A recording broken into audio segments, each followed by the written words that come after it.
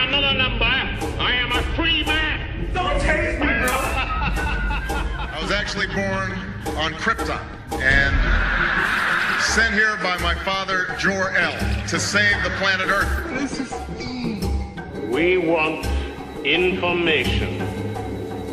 Information. Information from the pioneer of knowledge, the connector of pieces, with accurate predictions and deeper discoveries. Prepare for the wild side of conspiracy theory. Freeman TV. I thought I'd share with you some thoughts about the Robin Williams death. And I had just posted an article there on freemantv.com about the sad news of Robin Williams passing. And there has been this major infighting going on in the truther conspiracy world where half the people want to say this is Illuminati murder. It's obvious. He was a celebrity sacrifice. And the other half, being the InfoWars crowd and Mark Dice, and saying, you're all a bunch of kooks and fanatics and just get off of this. It was suicide. Well, I may have found another answer, which is just as baffling, though. You will find the article there on freemantv.com. And what I show you is that there was a film with Robin Williams, filmed in 2009, written by Bobcat Goldthwait, entitled The World's Greatest Dad. And this film from 2009 prophesied this death exactly. And I think it might give us a clue as to what may have happened, whereas this turns into simply a horrible accident. You see, in the film World's Greatest Dad, Robin Williams plays a character as an author, and his son is just a horrible person and ends up killing himself through autoerotic asphyxiation. Now, I have an image there on the article where you can see from the film this scene where the son is sitting in a chair with a belt around his neck and he's leaning forward masturbating. He eventually dies doing this. And this is the exact position that Robin Williams was found in, sitting in a chair with a belt around his neck, tied and wedged between the door and the door jamb. And it's possible it was not suicide nor Illuminati murder, but a sad case of autoerotic asphyxiation death, much like David Carradine. And I know people want to read into a lot of these things and want to get belligerent about it, but we really, have to stay level-headed and start to look at the evidence. And I have the coroner's report right there on the article for you to see so that you can understand that this is how Robin Williams died, that he was sitting in a chair with a belt around his neck. But the crazy thing about it is that World's Greatest Dad depicts this exactly. I mean, exactly as it was shown, as it was described in the coroner's report. And then a film in which up-and-coming posthumous film by Robin Williams called The World's Angriest Man. The line from him is saying, "Before you see this, I will be dead." That's another quote from Robin Williams in that film. So there's a lot of weird coincidences. There's an absolute coincidence with the Family Guy and them showing Peter Griffin having the Midas touch, but everything he touches turns into Robin Williams, and then wants to commit suicide. Peter Griffin does. And then this aired on the BBC, and just moments after its airing, the report came out that he had died. So that's the Family Guy has some pretty crazy coincidences, the Boston bombing and this one, and I'm sure there was another that I can't think of at this moment. But yet, to jump to the conclusion that this is Illuminati murder is jumping the gun, and really it looks more like it was a horrible accident as opposed to a setup situation. So look for yourself. The article's there on freemantv.com. Just check it out and have a look at the imagery. It just is mind-boggling. We happened to watch that film last night, and we're like, oh my God, this is insane. What is going on? I can't believe that they would actually... It was written by Bobcat Goldthwait. Another film you should check out by Bobcat Goldthwait is God Bless America. Now, the thing is that most of our jesters are the saddest and most depressed people. So, you know, we really got to give our hearts out to them. And I really want to release the stars and hopefully get some of these celebrities to come forward, and also for the military. And I'll be working hand in hand with Kathy O'Brien to form a deprogramming method that we can then apply to all of the military and hopefully the celebrities we can reach as well. So we'll see how that goes. So let me check where Rob Skiba is. We'll go to the phones.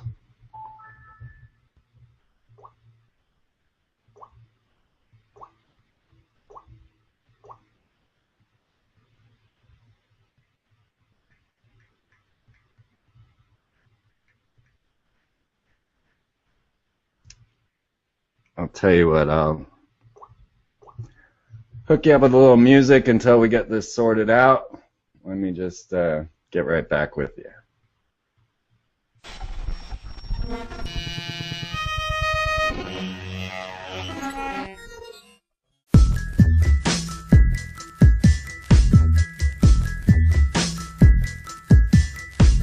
Starting way back, yeah, when Yahweh was busting bubbles, contemplating this disease we call man's troubles. Adam and Eve were out picking fruits and misbehaving. Knowledge of the tree of life, yeah, they both was craving. So with the reptile, they began to contract the sweetness of fruit in their mouth. Their lips were smacking. But God's stewardship, both parties were lacking. Ever since then, it seems the human race has been slacking. And now they dumbfounded, stumbling around and wearing leaves, because a reptile has some tricks up his sleeve. Come on.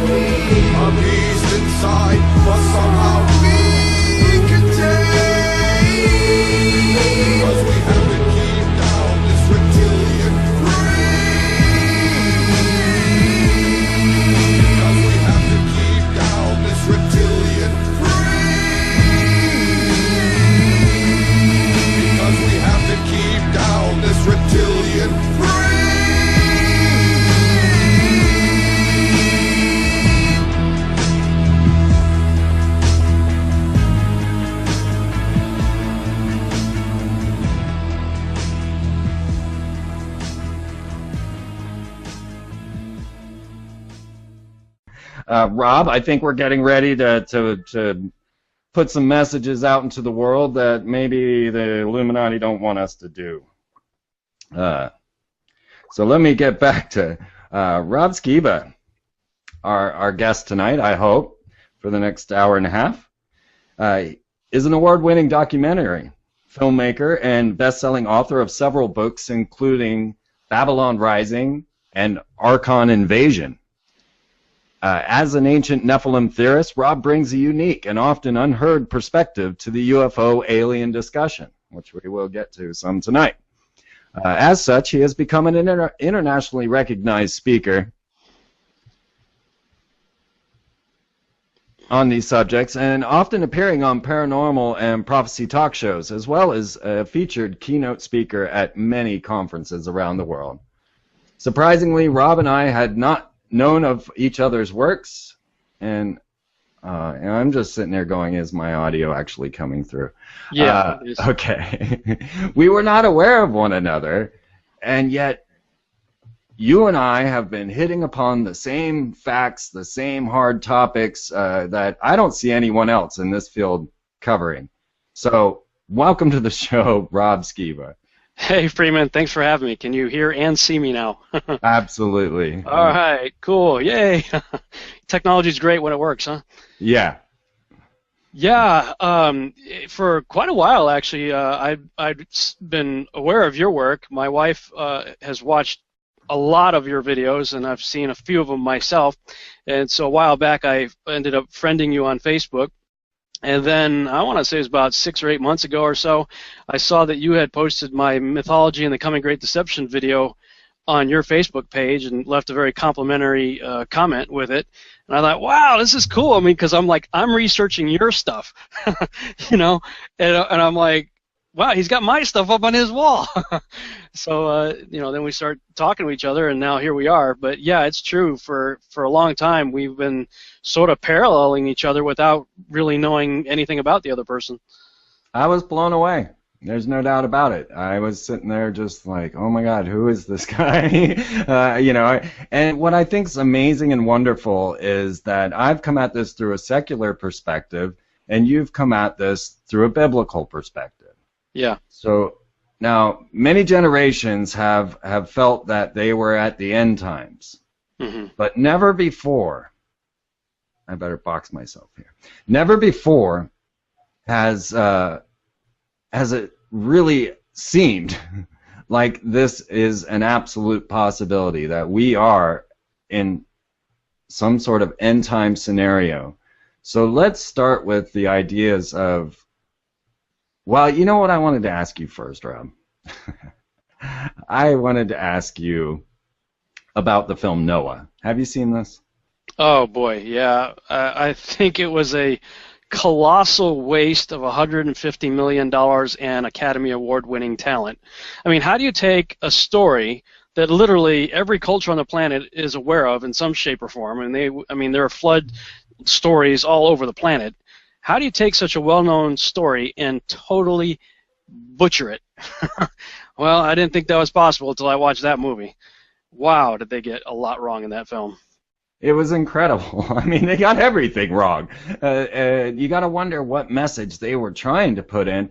Now, they had these massive rock Nephilim that were supposedly the good guys that came down to help humanity, but then were cursed by God and turned into these rock beings. How did they expect this to stimulate the idea of this interracial connection between the Nephilim and the humans? Yeah, well, in the film, they were actually depicted as the Watchers, and I'm like, okay, and I don't know where he got the stone thing from. Other than a comic book. Apparently that Noah movie, I guess, was based on a graphic novel series or something. But I've noticed a trend in Hollywood where they are consistently depicting the Watchers and or their offspring, the Nephilim, as the good guys. There was an ABC miniseries called Fallen, and the whole premise of the film is there's Nephilim kid, and it's up to him to redeem the fallen angels. I'm like, that doesn't exist anywhere in any biblical or what I call biblically endorsed extra-biblical text. So, I mean, I come from sort of the viewpoint that I believe that a lot of these guys are channeling their stories, and it's just the fallen ones trying to tell their story and what they would like to see happen. But I mean, they sort of tried that before with Enoch. In the book of Enoch, you see that Enoch is essentially hired to be like their attorney. You know, they're like, oh boy, we know we screwed up, and God's really ticked off at us, and Enoch, please plead our case for us. And essentially Enoch does that. You know, God's sort of, it's almost like God says, okay, I'll play along with you. Sure, Enoch, you can play their attorney. This is what you'll tell them. No, you will not find forgiveness. Your life is going to be miserable, and I'm going to bind you in everlasting chains and put you in Tartarus. And the judgment is so severe that in Enoch chapter 68, Michael, the mighty archangel himself, I mean, next to God and Yeshua, Jesus, he's the toughest one. I mean, he takes out Lucifer, you know. And it's like, here's the mighty archangel Michael himself looking at what is the judgment of the watchers, and he's going, man, no one's ever going to do that again. You know, he says, I am gripped. Michael the archangel says, I am gripped with terror due to the severity of the judgment of the watchers. So here we have this Noah film, and in the film, they're redeemed by supposedly building the ark. I mean, where did they get precedence for that? Which was just utterly ridiculous, even watching the movie. I mean, if we go ahead and buy into what he's showing us, these are huge giants made out of stone, and they're walking around on the deck of the ark like it's no big deal. I mean, it's like, no, the wood would have collapsed under their feet, you know. Right. And then, you know, just as the flood is starting, you see them kind of kick back and throw their mouth open, you know, and you see that they've finally been redeemed and they go up to heaven, and then Noah becomes an axe murderer. They're like, where did they get this stuff, you know? Yeah. It was the most ridiculous thing I had seen, and I guess if it was a comic book, then all right, I can live with that, I guess. I don't know. But so we definitely see a conditioning going on, an idea that this ancient alien hypothesis that is really rising to the surface. It's my personal conclusion that we still live under a fascist state. We still live under Nazi programming, if you will, and that they are rewriting history to conform with their needs, to conform with what they're hoping will come forward, and to utilize our belief systems to destroy the world, really.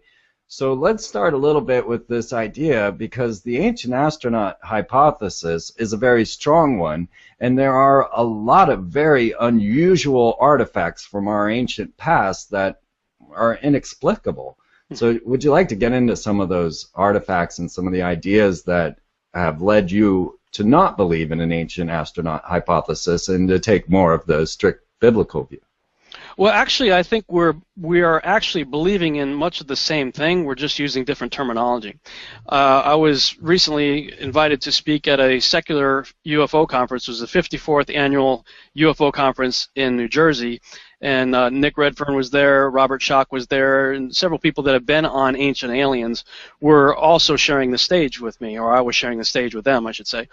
And it's interesting because, in a way, the angels are aliens, because the book of Peter, 2 Peter, and the book of Jude talk about angels that left their prior estate, their prior way of being, their prior environment, and they came here. Well, that by nature makes them aliens. So, you know, in many ways we are saying the same thing. We're just using different terminology. Now, where I would differ is, you know, I think the ancient alien hypothesis would try to put them as characters that showed up from Aldebaran or Arcturus or Orion or the Pleiades or someplace out in the cosmos. That's where I would differ. I would say, no, they came from an extra-dimensional realm, not so much an extraterrestrial realm. But what was interesting is a lot of these other ancient aliens guys are coming to the same conclusion. Right.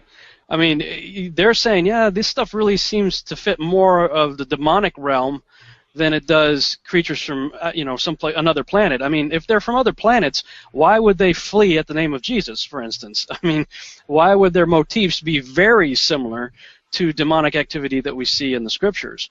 So, you know, in a way, I think we are saying a lot of the same things. In fact, there was an Ancient Aliens episode called Alien Breeders, and it was I think a season 6 episode.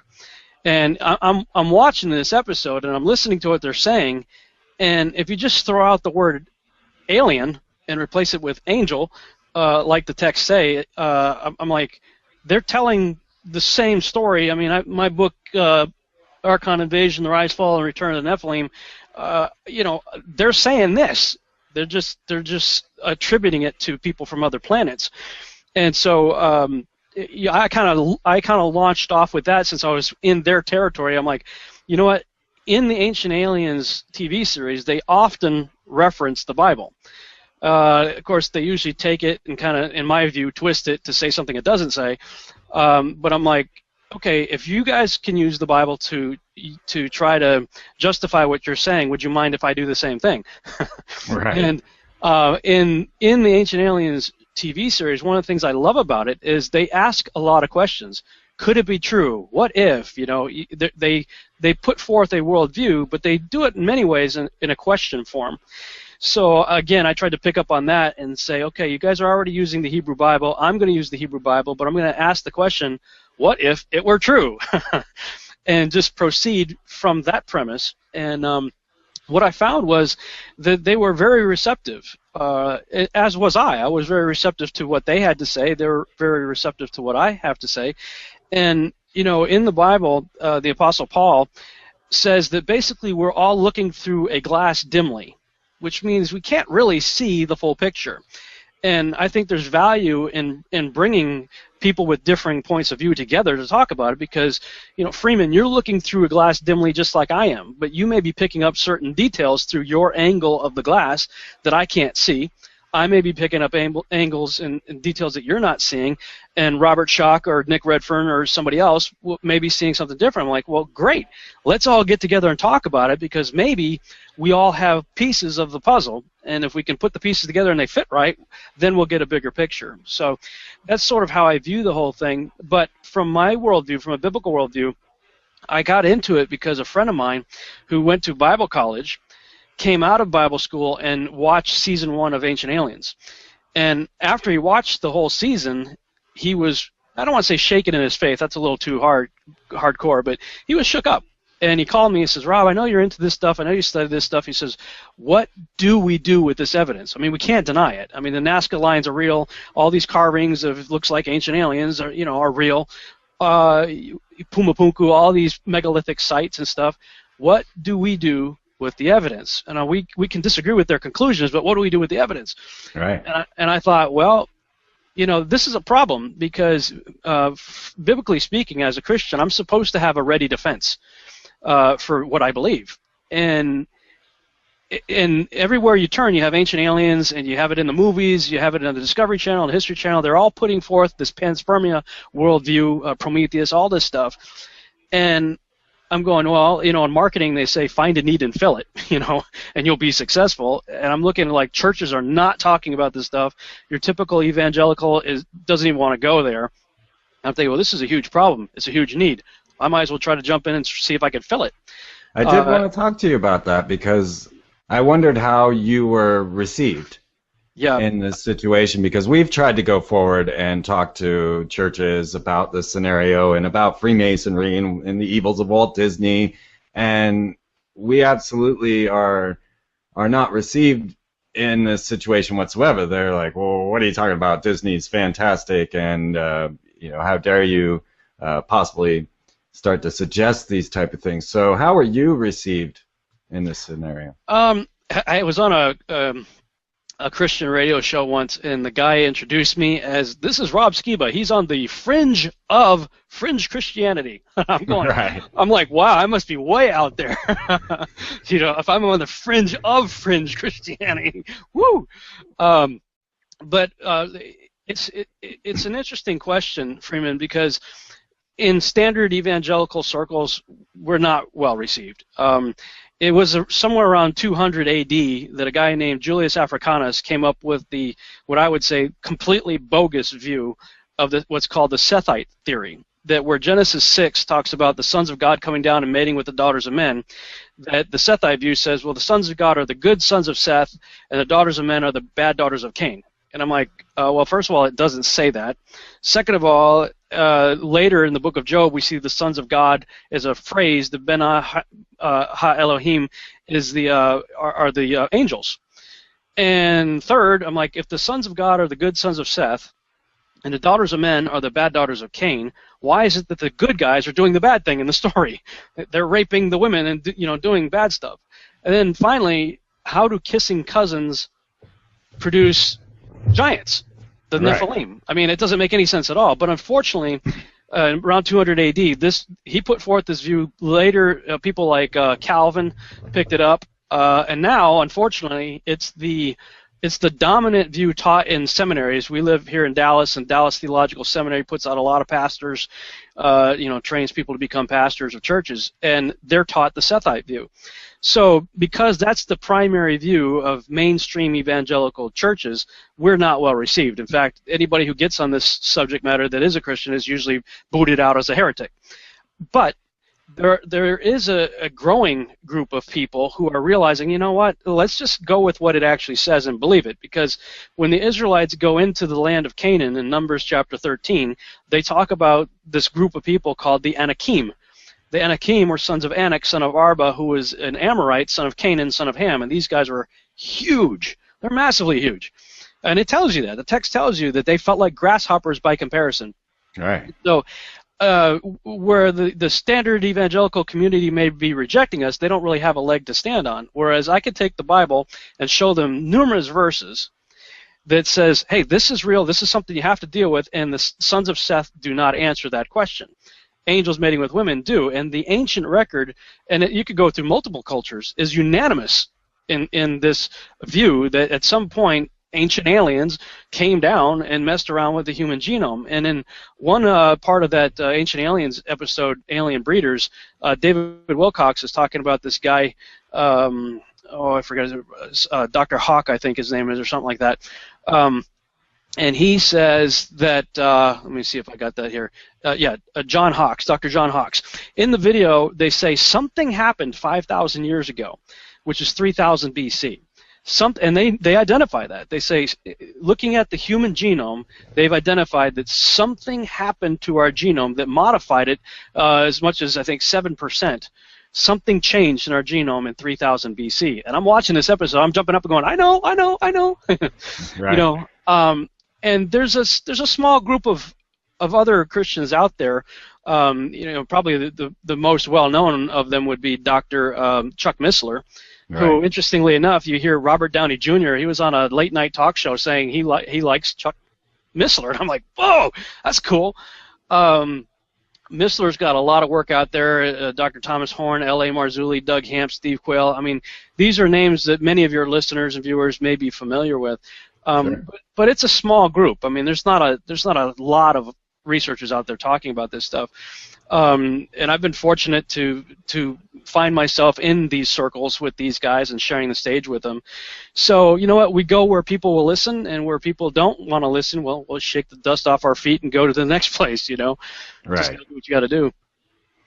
All right, exactly. So I guess in the second hour we'll get more to some of the end time prophecies and the symbolism of what we've got. Sorry, I keep forgetting to put myself on here. We'll get deeper into these scenarios of the end of the world and how these prophecies are read and how you've come to some conclusions and dates. And so I'm excited to get to that. Think about the space program as we have it now.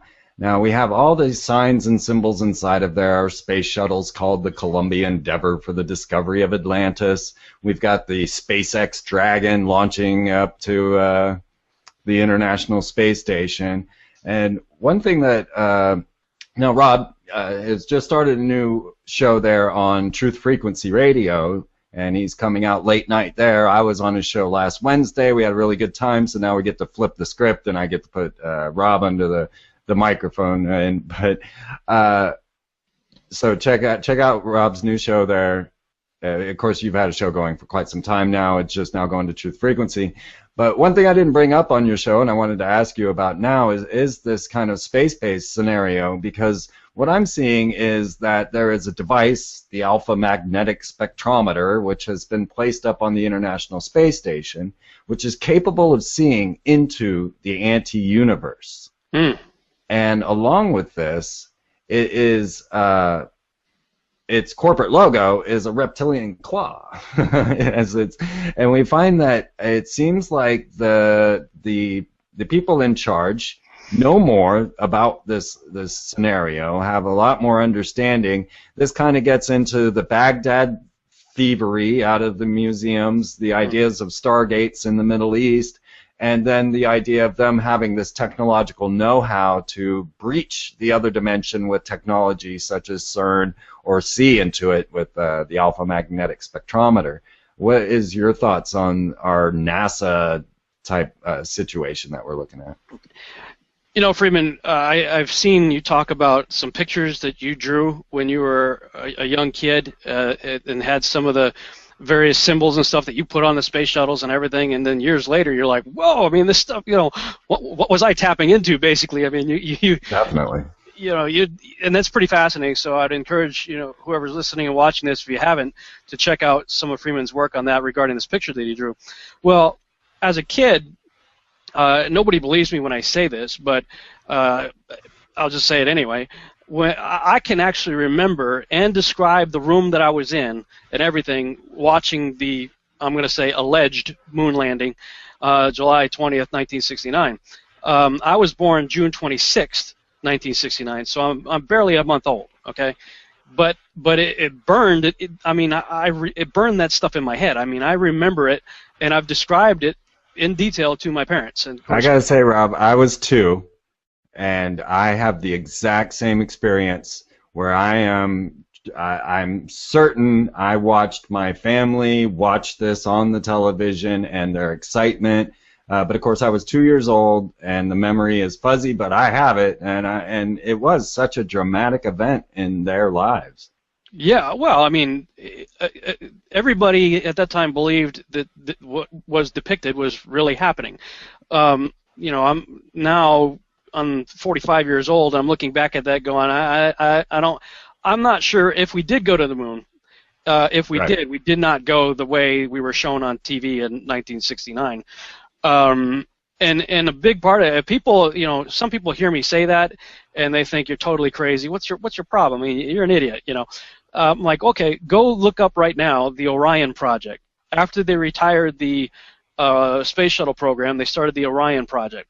The Orion project is a larger space capsule, similar in mission and shape as the Apollo program, but it's bigger. And I've watched a lot on the NASA website. I've watched a lot of videos where they are really very concerned with making sure that the capsule itself and the spacesuits are sufficiently insulated to handle the intense radiation of the Van Allen belt. Right. And numerous videos I've seen on this. I'm going, okay, you're so concerned about making sure that the capsule and the suits are sufficiently insulated to protect against the incredible amounts of radiation in the Van Allen belt, and we supposedly went there in a tin can, basically a Coke can, you know, in those flimsy spacesuits that they wore out there, and they just went through it multiple times with no problems at all. Sorry, I'm not buying it. And you guys are telegraphing your own lies by showing how concerned you are with it now, when there was no effort made back in 1969 to you know, solve that problem. Not like there is today, but look, that event marked so many of us, and people like you and I who were children at that time. You know, it really had an impact on us because it had an impact on our family and indeed the world, who all bought into this, that we landed on the moon. Well, that was my life's ambition, man. That's all I wanted to do growing up. I was obsessed with becoming an astronaut. I drew pictures too. I've got. We really are brothers from another mother. I mean, dude, it sounds like it. The more I've gotten to know you and see your work, I'm going, yep. But yeah, I mean, I did book reports on it, and you know, that's whenever we had to read our own books, pick our own books, it was stuff on the space program, and I was drawing the Apollo, you know, liftoffs and stuff like that, and I had a 150 power telescope that was pretty good for a while, and then I got 300 power telescope. And this is when my early skepticism began, because I remember with my 300 power Jason telescope that I could see some tremendous detail on the moon. And I'm like, well, if I could see that with my little 300 power telescope in my front yard, you know, the Springfield Planetarium, I grew up in Chicopee, Massachusetts. Springfield's the next big city next door. I figured, well, I'm going to go to the Springfield Planetarium because they have that really big telescope. It's super powerful, and I'm going to ask them to show me Tranquility Base, because I want to see the lunar lander base, and I want to see the dune buggies that we left on the moon. And every time I've asked, no matter where I've gone, nobody would ever do it. And I'm going to issue a challenge right here on your program.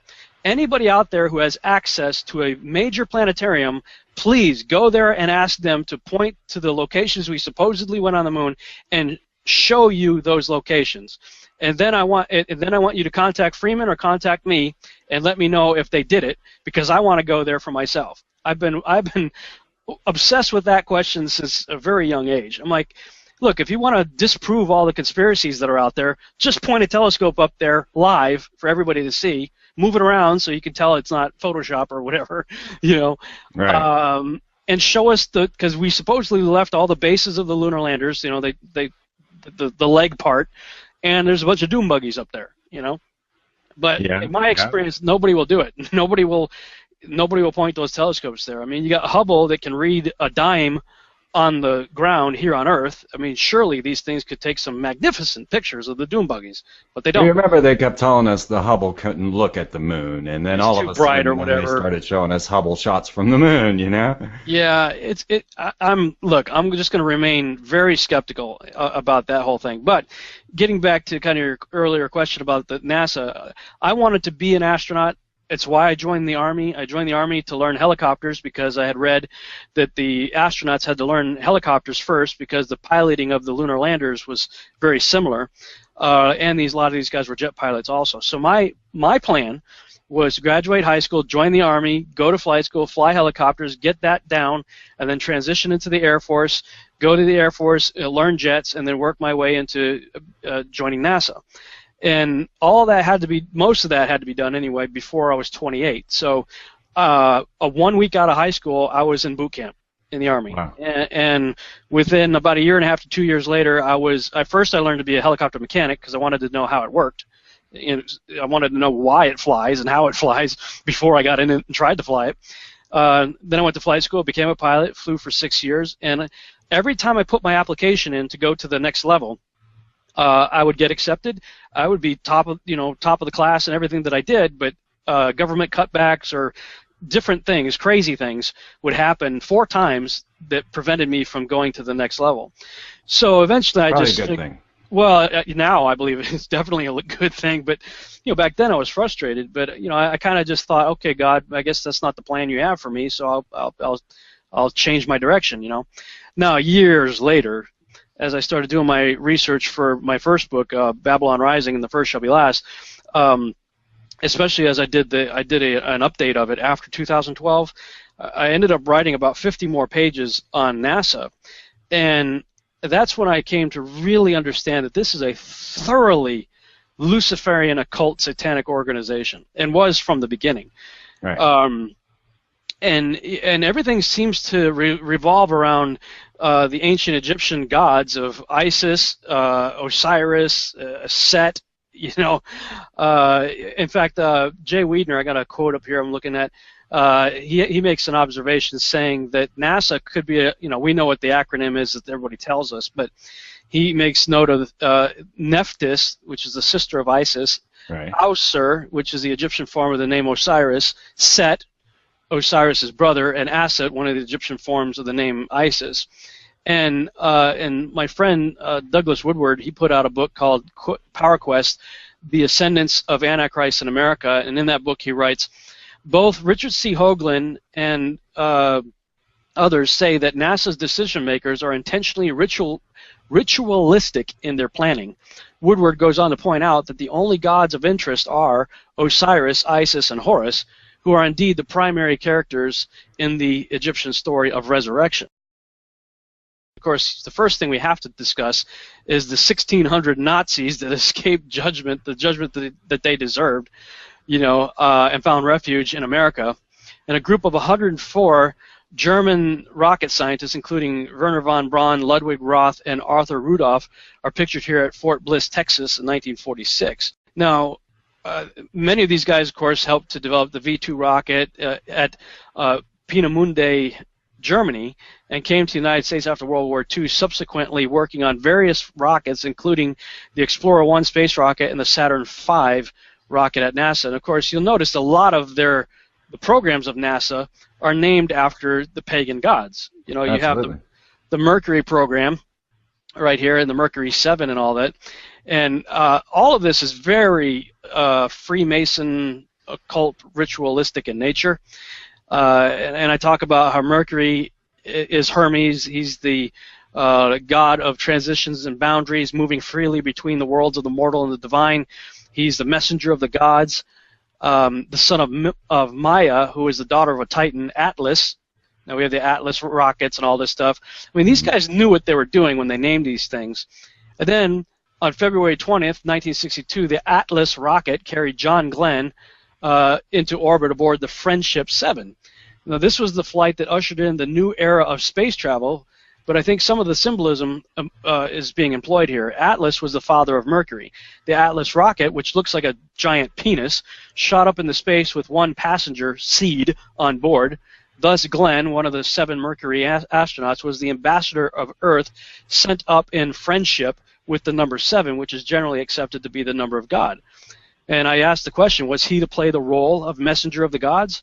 Of course, Glenn was a Freemason and was a member of the Mole International, the Masonic youth organization, so nothing would surprise me in that regard. Then we go to the Gemini project. That's the intermediate project between Mercury and Apollo. Of course, in mythology, Gemini were the twin brothers Castor and Pollux, and their mother was Leda, and once again, their father was Zeus. In some accounts, however, Pollux was regarded as the son of Zeus, while Castor was the son of the mortal Tyndareus, one mortal and the other immortal. It's also a common belief that one would live among the gods while the other was among the dead. And again, we see a duality dealing with pagan deities in the underworld. This, of course, also reflected the Masonic beliefs concerning Osiris and the underworld and his reincarnation as Horus in the upper world. And I just go into a lot more detail. I won't keep reading on that. But then you get to the Apollo program.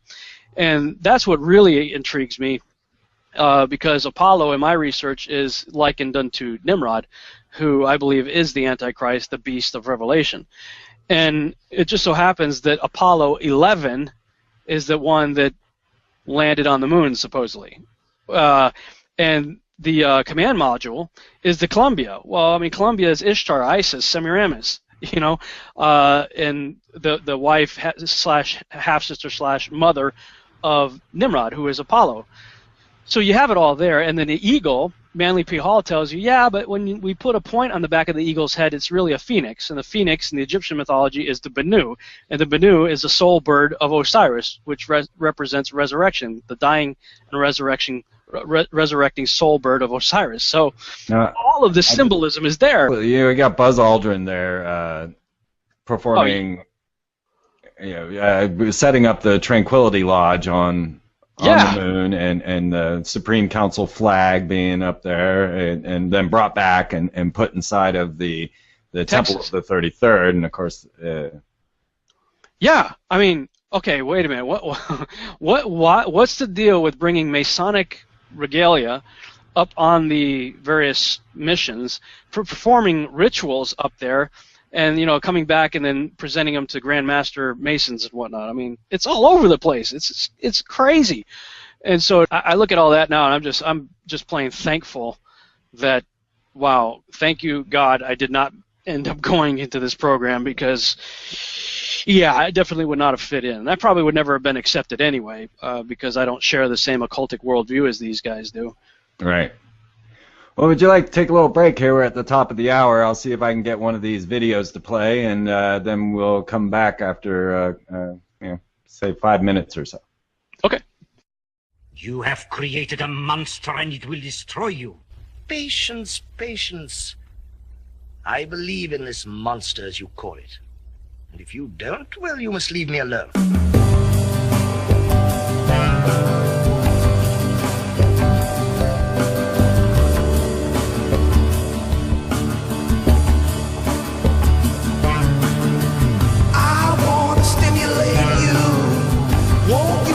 Simulate me.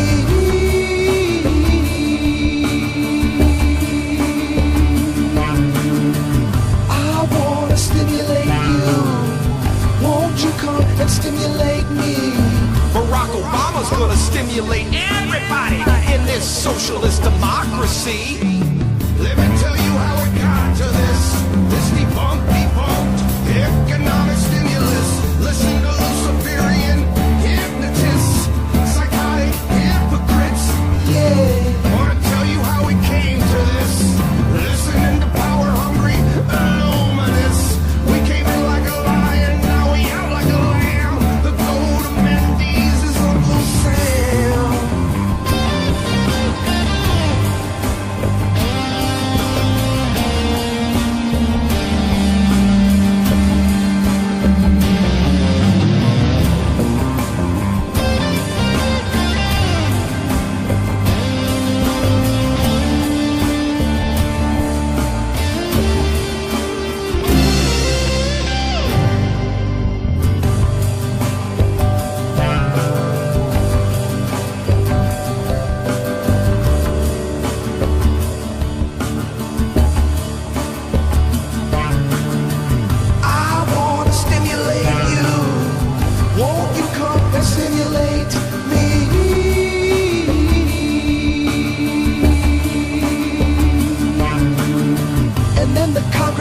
Stood up because their future, it looks so bright. And by the time their children reached puberty, they had lost all their rights.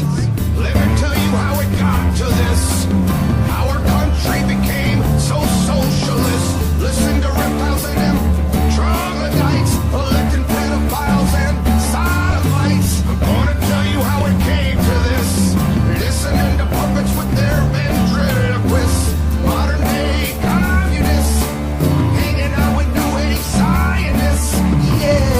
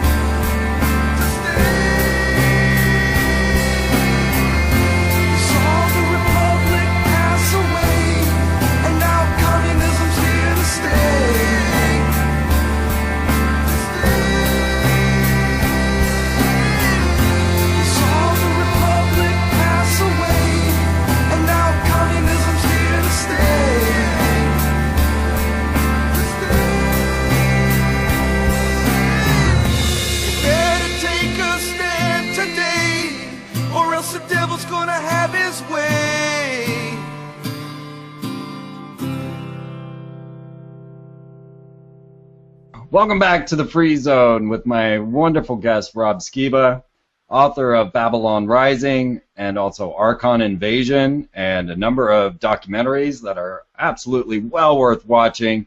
Rob's style of presentation is akin to mine, where he keeps it lively, animated, and full of data, full of information.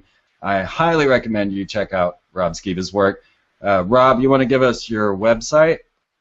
Sure. BabylonRisingBooks.com is my primary site, BabylonRisingBooks.com. From there, you can click on the blog link, which will take you to BabylonRisingBlog.com, where I've got at least 1,000 pages worth of printed content up there that people can check out, and videos and audio and stuff like that.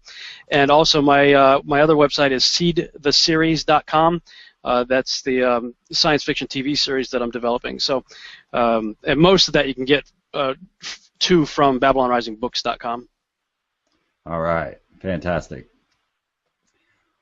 Okay, I was trying to play the Debtor's Lament from Flow White. Maybe I'll get to play that on a break here if we take another one, and let you all. I heard some of it. I think I heard some song that you were playing. Yeah, that was Reptilian Brain, another one of my favorites.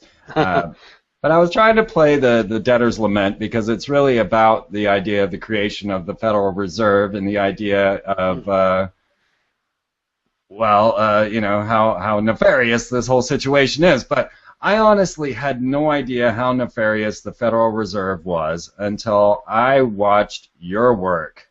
And I wonder if you might share the story that is one of the most popular shows on your stream, your podcast stream, the idea of Canaanite altars being utilized in the creation of the Federal Reserve System. So take it away, Rob. Yeah, many of your viewers and listeners may be familiar with G. Edward Griffin's book, The Creature from Jekyll Island.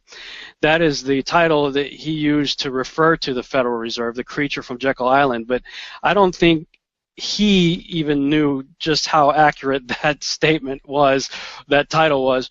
I was at a conference, the Future Congress 2 conference in Dallas, Texas, a couple of years ago. And this is where all the big names in this line of research, Chuck Missler and those types of people. There's about 40 speakers there. It was a really cool conference, and after it was over, I wanted to hang out with my friend Peter Goodgame, who was very influential in helping my research along. It was a lot of his work that solidified and put some pieces together for me. So he was there from Hawaii, and I figured, hey, he was hanging out for a few days after the conference. I figured, hey, let's get together, And he said, yeah, I'd love to talk with you, and we will, but I think you really need to meet this guy that was a friend of his named Tim Bentz. And so I said, yeah, sure, let's just all hang out, So we ended up hanging out in the lobby of the hotel. I think it was the Hyatt or whatever. It's in the DFW airport. This guy started talking, and he basically didn't stop talking for several hours, and none of us minded because we were our jaw was on the floor listening to this guy. I'm like, dude, I've got to get you on my radio show. Yeah. And so, and we've got to, do the same conversation that we're having here on my radio show. And if people go to Blog Talk Radio, I think somebody put it on YouTube also. It's 4 hours long. It's actually 2 shows that somebody combined on YouTube with pictures and stuff, called Canaanite Altars in the Federal Reserve. And this guy started out by telling me the story about how he was in the Middle East and came across a guy who was an archaeologist who had uncovered what they determined to be a Canaanite blood altar. Now, I'm going to stop right there and say the Canaanites, these were Nephilim. These were the post-flood remnants of the genetics that came as a result of angels mating with women in Genesis chapter 6, 1 through 4. And these are the same guys that the Israelites describe themselves as grasshoppers by comparison, and Amos 2:9 describes them as tall as cedar trees, which get to a modest cedar trees 35 feet tall. The cedars of Lebanon got to 150 feet tall. So just going on the small side, you mentioned on my show that you liked the picture that I did of Arnold Schwarzenegger at Baalbek. And what you're referring to is a picture that I created showing a 36-foot scaled-up representation of Arnold, who incidentally was known as the Oak. That was one of his nicknames.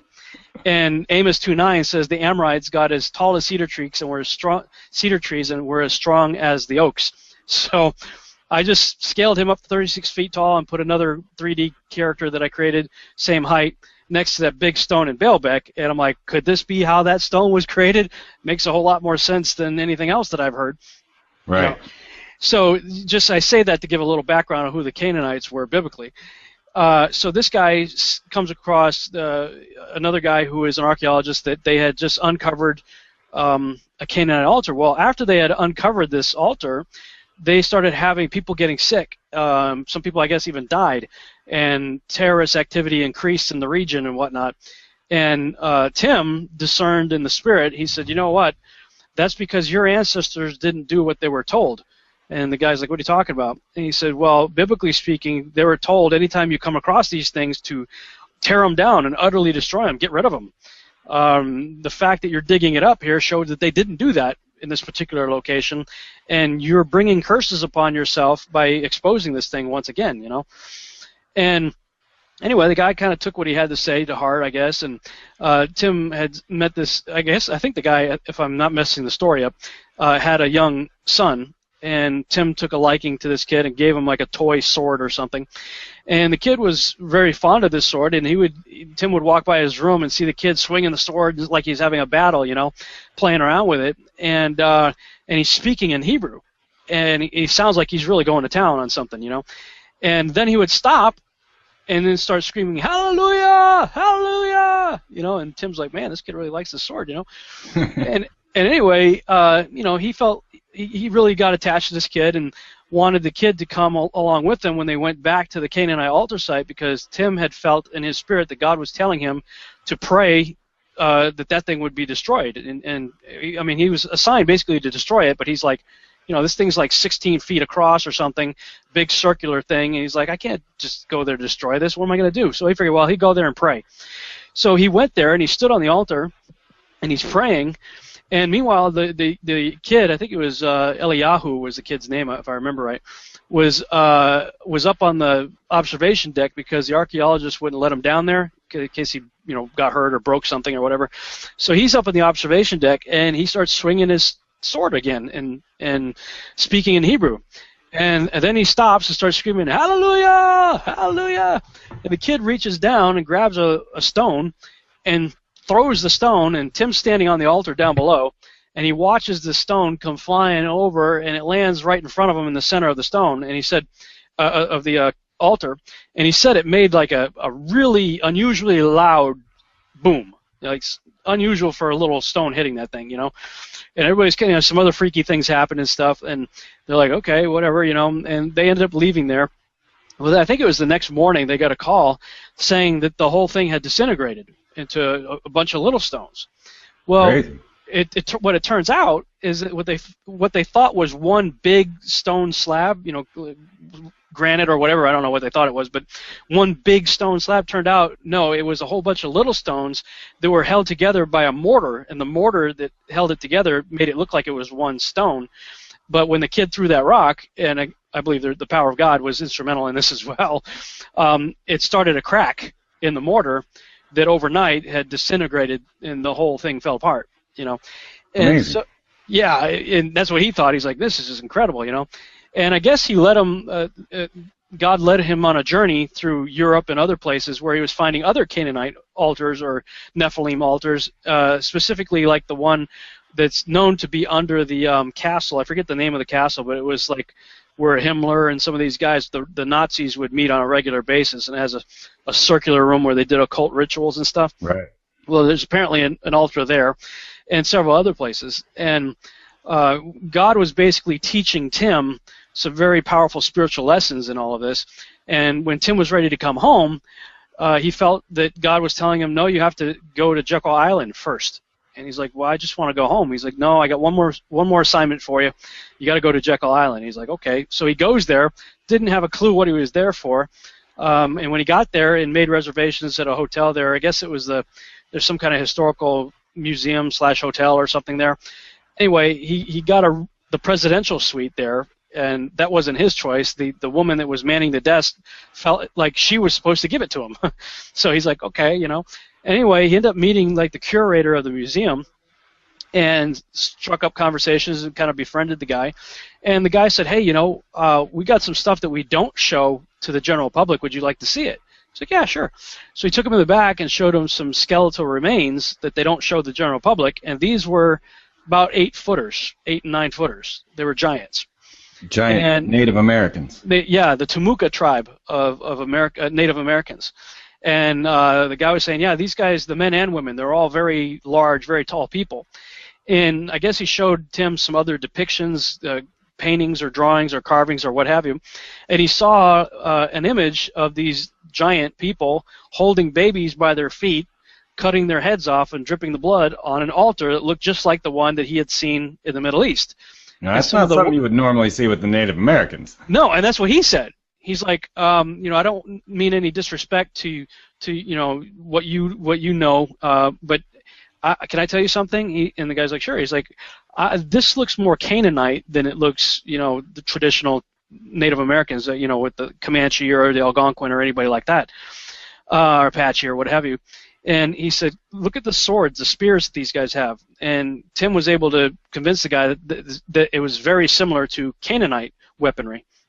And the activity also of doing what they're doing with the babies, And so Tim was like, is this here on Jekyll Island? And the guy's like, yeah, but, it's still here, but you can't see it. He said, why not? He said, well, there's a house built on top of it. And Tim's like, well, who would be crazy enough to build a house on top of a Canaanite Temuka blood altar? He said, Rockefeller. Yeah. So he goes, I could take you there. He's like, okay. So he takes him to the place, to the Rockefeller estate there, and in the living room where the Federal Reserve was conceived, where the creature from Jekyll Island, as G. Edward Griffin would call it, was conceived, that room sits on top of the location where the Canaanite blood altar was, or is. It's still today, apparently. And so as he tells the story, he said the guy let him go in there. He said, I could tell you're a spiritual person, and you could just don't touch anything or anything, but you're welcome to go in there and pray if that's what you want to do. So the guy waited out in the lobby or whatever, and Tim went over the location in the living room where that altar was and began to pray against it. And he's like, Lord, what do I do here? I can't access it. It's under the floor, And he said while he was praying, he saw a vision of God saying, look at me and do as I do. And so he said he saw God in front of him, and he saw God stamp his feet on the ground. So at the appropriate time when he was praying, he said, okay. So he stamped his foot on the ground, and he said again, there was a loud boom, like loud that it jolted the curator in the other room. He freaked out, came in, what'd you do? What's going on in here? He's like, I just stomped on the floor, And as Tim says this was the beginning of the financial collapse of the dollar in 2008. That took place like immediately after this event. And in his words, he says he believes that God is judging this nation, specifically the corrupt nature of our financial system, the central banking system, as a result of what he showed him there. So, I've done my best not to butcher that story. So if people want to hear it in its entirety, they can go on YouTube and punch in Canaanite altars in the Federal Reserve, or go on my blog talk, revolutionary. It's blogtalkradio.com/revolutionary radio, and look in the archives there. It's 4 hours of you're just glued to this story, going, wow. It's a pretty incredible story. 8 foot tall Native Americans doing Canaanite rituals on an altar. That's where the Federal Reserve is created. That's something else, Rob. I'm telling you.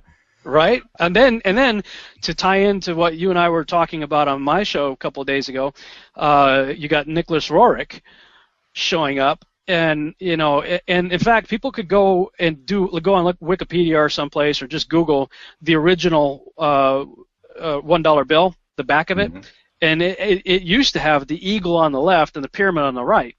But due to this guy's influence, they flipped it, and you can actually see the handwritten notes by FDR where he was saying, no, we got to put the pyramid on the left and the eagle on the right, which is opposite of what you think it should be, since it's a two-dimensional representation of a three-dimensional object, which is the Great Seal. The Great Seal coin has the eagle on the front and the pyramid on the back. So if you take a 3D object and make it 2D, reading left to right as we do here in America, you would think the eagle should be on the left and the pyramid on the right, and indeed it was. But Roerich shows up and deals with this with FDR and Henry Wallace, and then as a result they flip it. So there's some serious occult.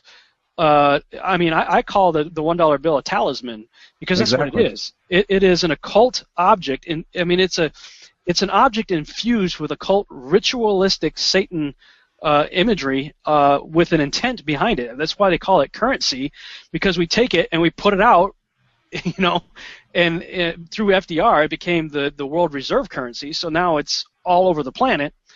And I mean, I hate those things, man. I don't even want to carry them. I call them Nimrods because that's what they are. It's just not cool. I'm certain that's the reason they have not changed the $1 bill. They've changed everything else. They've made it look like funny money. They've made it all the colors of Monopoly money, and yet the $1 bill has always remained that same talisman. Yeah. Now, because before we get, oh, go ahead. Well, I was just going to say, because the plan that's illustrated on it hasn't been completely implemented yet.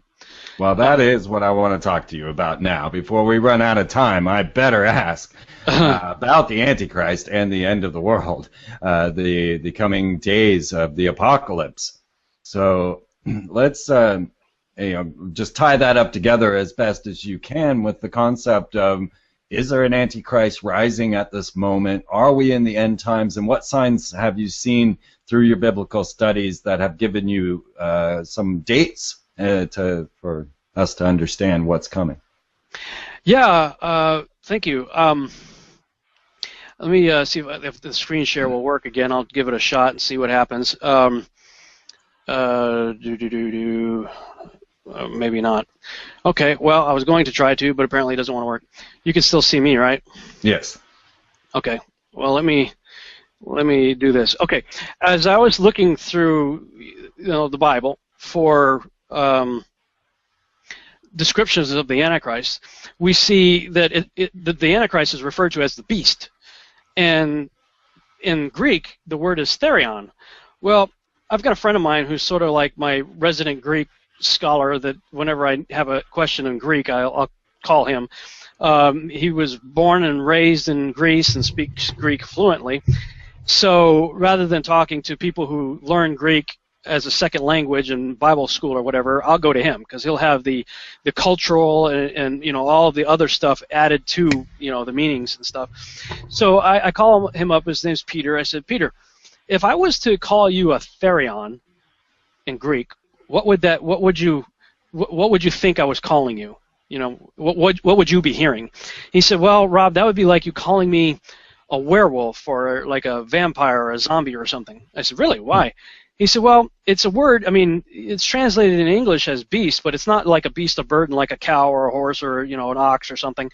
It's something that has been corrupted. It's something that is evil. It's something that is not normal. Barack Obama. Sorry. Well, sorry. You know what? Go ahead. Well, there's a lot of people that certainly believe that. I take a slightly different view on that, but I do believe he's playing a big part in all of this for sure. Definitely.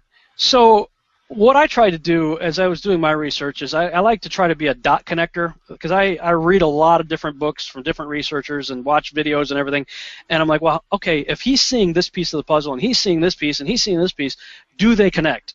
And if so, how? So I started getting into this research mainly to connect the dots for myself. But as I started writing and doing videos and stuff like that, I tried to create them in such a way that would connect the dots the same way it did for me for other people.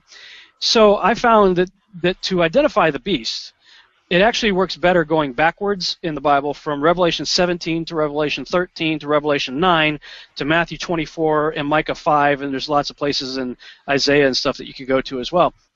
I could do the same thing going forward, but it's easier for me to connect the dots going backwards. So starting with Revelation 17, specifically verses 8 through 11, it says, the beast that thou sawest was and is not and shall ascend out of the bottomless pit. So right there I have to stop and ask my audience, okay, according to the text, this is an open book test, where does the beast come from? Well, it says he comes from the bottomless pit. So that means he doesn't come from Kenya, he doesn't come from Hawaii, he doesn't come from the Vatican or the European Union or any place else we've always heard people say that the Antichrist comes from. It says right there he comes from the bottomless pit. So I'm like, okay, keep reading. It talks about those whose names were not written in the book of life from the foundation of the world follow him. And I'm going, okay, well, biblically speaking, if we reject Yeshua, Jesus Christ, as our Savior, then according to the Bible, your name gets blotted out of the book of life. Well, you can't blot something out unless it was there to begin with. And I believe that's why Scripture says that God is not willing that any should perish, but that all should come to repentance.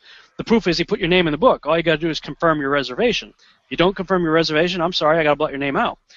So who are these people then whose names were never written in the Book of Life from the foundation of the world? I believe these are what David Icke and others might refer to as the reptilians. These are people who were never meant to exist in the first place. These are, from my worldview, Nephilim. These are hybrid offspring that were never meant to exist. And they're the ones following this character. And then again it says, when they behold the beast, the Therion, that was and is not and yet is. Now that's also an antithesis of, if he's the Antichrist, he's an antithesis of Jesus Christ, who is known as the one who was and is to come. This guy is the one who was and is not and yet shall be. And then it describes the beast. It's the Hydra. It's got 7 heads, you know. Mm-hmm. And the angel's describing this vision to John, and it says, it talks about the 7 heads being 7 mountains on which the woman sits, and then it says there are 7 kings. So it's describing the 7 heads also as kings. And the word used there is basileus in Greek, which is always the word used for the leader of a kingdom. Beasts are often representative in Scripture as symbolic of kingdoms, but in this case, which is Basileia, Basileia, this is basileus. So 7 basileus, 7 kings, 5 are fallen, 1 is, and the other is not yet come, and when he comes, he'll reign for a short space. So this is where you got to go, okay, well, who are the 7? And I credit this to the guy I mentioned earlier, Peter Goodgame, put together a list of the 7 that he believed fit biblical Antichrist characters. First one being Nimrod. Well, of course, I mean, you look at that guy, the New World Order is nothing new. This guy created a one world order. His goal was to create a tower to reach into heaven. And if you read the synchronized, biblically endorsed extra-biblical text, it tells you specifically what they were trying to do was create what we would call a Stargate, go through it, assault the angels, go into the throne room, kill God, and then set Nimrod up as the king of the universe, and that was his intention. So, and it's funny how you see similar themes playing out in the TV series Stargate, right? Going back to this character Nimrod. Well, then you have, so he's a good Antichrist character, first one, in fact, I would say. And then you have the Pharaoh of Egypt at the time of the Exodus, who thought himself a god, tried to wipe out God's people. He fits Antichrist character. Sennacherib is an Assyrian king, thought himself a god, tried to wipe out God's people, but the angel of the Lord came and wiped out, I think it was 180,000 of his men in one night, sent him home packing, and then his own sons killed him. Then you have the king of Tyre, who the scripture describes as a man at first, but then halfway through it starts describing him as Lucifer. So clearly this guy has some kind of connection to the devil as a good character. Then you have Antiochus Epiphanes, who, depending on your Bible, if you have early King James Bible, which had 80 books, not 66, it included the books of Maccabees, 1st and 2nd Maccabees. Right. The current Protestant Bible does not, and people always say there's 400 years of silence between the Old Testament and New Testament. I'm like, no, there isn't. There's only 400 years of silence because he took those books out. If you left them in there, they tell you a whole lot of stuff that happened in that time period. And this guy, again, thought himself a god, tried to wipe out God's people, went into the temple of Jerusalem and set up the abomination of desolation there, offered up pigs on the altar, and really made life very difficult for the Israelites. He's a very good candidate for the 5th of the 7 who was. 5 who were, then there's the one who now is. I think another good candidate possibly is Alexander the Great. So I could go either way, Antiochus Epiphanes or Alexander the Great, as the ones who used to exist. And then there's the one who now is. Now that depends on when you think is, as Clinton would say. What's the definition of is? Right? That depends on when you think John wrote the book of Revelation. An earlier writing would be Nero. A later writing, some say 90 A.D., would be Domitian. Now, in either case, you've got a Caesar who thought they were gods, doing really bad things. I mean, Nero had candlelit dinners to the burning Christians, and Domitian wasn't much better. So I believe that either one could be the one that now is. Then I believe the one that will come in the future, whose reign would be short, I think a real good case could be made for Adolf Hitler, and I think a lot of people who were living at that time certainly thought he was the Antichrist because he sure fit the bill. Sure. So assuming that we've got a good list here, then we could go to Revelation 13, and that tells you that this individual had a mortal head wound. So just process of elimination. Who had a mortal head wound? Well, Nimrod, yes, he was in multiple depictions. Osiris, he's chopped up into 14 pieces, 13 of which were found. And other the characters that he is known as also met similar deaths. And Nimrod, in the biblical narrative, or in the book of Joshua, I should say, says that Esau chopped his head off. So he fits. Pharaoh of Egypt, no. Sennacherib, no. King of Tyre, no. Antiochus Epiphanes, no. Nero, sort of. Alexander the Great, no. Domitian, no. And Hitler supposedly shot himself in the head, but recent forensic evidence disputes that and rather suggests that he lived and made it to either Argentina or Brazil or Antarctica. Right. That's another show right there. But Right. But for sake of argument, let's say we've got three candidates. We've got Nimrod, Nero, and Hitler. Well, one of the most used phrases in the Old Testament, specifically in Micah chapter 5, which directly correlates with Nimrod, is the phrase "the Assyrian" is used for the end-time tyrant. Well, which of these guys is an Assyrian? Hitler, no. Nero, no. Nimrod, yes. So by process of elimination, just using Revelation 13 and 17, you end up at Nimrod. Well, when you realize that Nimrod also correlates to, in synchronicity, with Apollo, well, then you go to Revelation chapter 9, and you see that the bottomless pit is opened. And when the fifth trumpet blows, the bottomless pit is opened, and all these chimeric centaurs come out. And it's really interesting because when you look at Greek mythology, the centaurs were the product of an individual named Centaurus, who was a son of Apollo. And Revelation 9:11, interesting number, comes out and tells you point blank, and the king of these chimeric centaurs in Hebrew is named Abaddon, but in Greek he's Apollyon. Apollyon is a derivative spelling of Apollo. So it just told you by name who the Antichrist is. The Antichrist is Apollo/Nimrod. Now, the question is, does this individual who had a mortal head wound raise from the dead in physical form, or is he going to be cloned, or is another currently living individual, and Obama would be the best candidate, in my opinion, for this scenario, become a host for this spirit? Right. And quite frankly, all three scenarios I think are very plausible. In 2003, the body of Gilgamesh was pulled out of the desert sand of Iraq. And the reports that I heard from people like Steve Quayle and others who claim to have first-hand reports from generals and whatnot, they said that this body was in a remarkable state of preservation. Well, that makes sense because he's the first mummy. And they did it right. Osiris, the first mummy, and we talked about this on my show the other day, where you were making the connection also, same connections I made about Zahi Hawass and the tomb of Osiris that was discovered in the late 90s, right? Which looks like a resurrection chamber, right? With a 10-foot sarcophagus in it, and underneath that sarcophagus, this was their words, not mine. They referred to it as the shaft of the bottomless pit. So you're going, right. You're like, huh. And when you go to Matthew chapter 24, he talks about, if they say, behold, he's in the desert, don't go there.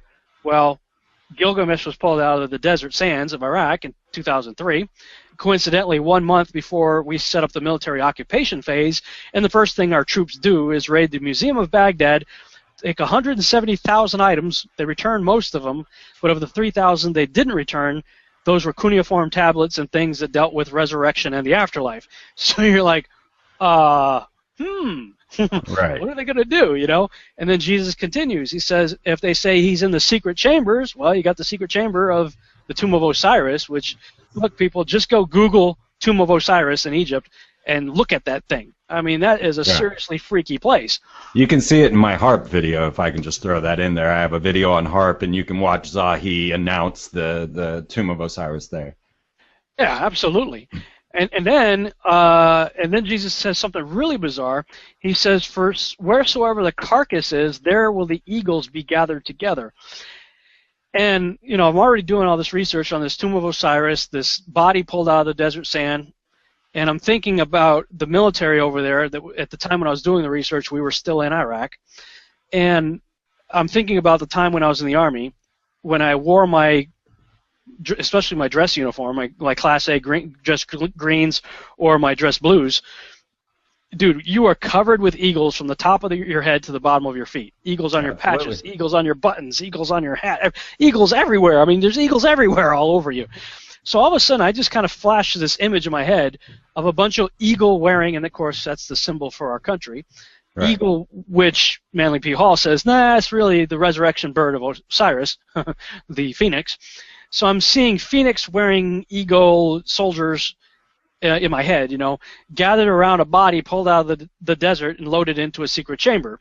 And I'm going, man, I'm thinking Jesus is looking forward prophetically in Matthew 24, and he's, in my mind, giving you the exact playbook of what's going to happen. And so that prompted me to put together a timeline that I call the Omega Plan. And I wrote about it first. In fact, if you go to BabylonRisingBlog.com and select the Omega Plan in the left-hand menu, you can read the original blog that I wrote. And then later I put together about a 22-minute video on YouTube. If you go to YouTube and search the Omega Plan with a question mark, you'll see that video that illustrates, in the words of our own mainstream media, the words of our own presidents, and other people around the world, what's going on. And I never got to ask you about this when you were on my show the other day, but you talked about the most significant thing in 2012, December 21st, was your tour. And I would have to agree. I mean, for all intents and purposes, it was a dud. However, what my contention is, and that's why I did an update on my book, I was thinking about this.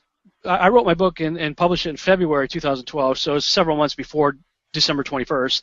And I, like many other authors and researchers out there, were speculating on what could happen on December 21st, 2012. And so we were all kind of looking forward, looking at all the signs and saying, what's going to happen, what's going to happen? We don't know. Maybe this, maybe that. Then, of course, really nothing happened that we're aware of. However, when I thought I was done with my book, I finished chapter 7 of my book. It was called Coming Out of Babylon. I thought, okay, I'm done. And basically God said to me, no, you've got to come out of Babylon too. I'm like, I'm not in Babylon, you know? He goes, yeah, you are. And what he was showing me is how many of our Christian rituals, holidays and activities are all directly related to Babylon. Christmas, Easter, Valentine's Day. I mean, so many things all go back to pagan idolatry and Babylon. No doubt. And I mean, and it's one of the reasons why people put out movies like Zeitgeist, and the first third of the movie is bashing Christianity because we're just one more dying and resurrecting sun god on December 25th. I'm like, unfortunately, we as Christians have to own up for the fact that that's what we have. That's the propaganda that we've been putting forth for a number of years that has caused people to have that view. And I'm saying we've got to come out of Babylon. You know, I had to come out first, you know, before I could say that. And realize, you know what, I'm not going to have anything to do with Christmas and Easter because it has nothing to do with the Savior that I believe in anyway. And as I pulled away from that, I started looking for, okay, if that's the counterfeit, what's the real? And it led me to September 11th, being a very interesting date. And I believe it is the actual birthday of Jesus, Amazing. of Yeshua. Because Revelation chapter 12, the first few verses, gives us a stellar alignment. It talks about the woman clothed with the sun, the moon at her feet, and 12 stars at her head. Well, you can go to stellarium.org and download the free software called Stellarium and use it to see the tracking of the sun, moon, and stars and planets at any time in history or currently or in the future. So I went back, based on some research that I had been aware of, to September 11th, 3 BC, which the software reckons as -2 on the Gregorian calendar. So when you go to September 11th, -2 in the software, 3 BC, you see the exact alignment of Revelation chapter 12. And it only happened, the only time in recorded human history that this alignment happened is in an 80-minute window of time. So apparently I believe Mary's labor pains lasted probably 80 minutes because that was the sign of his birth on September 11th, 3 BC. And I'm like, well, of course, that makes perfect sense why the devil would use that date to completely mock and corrupt through a lie.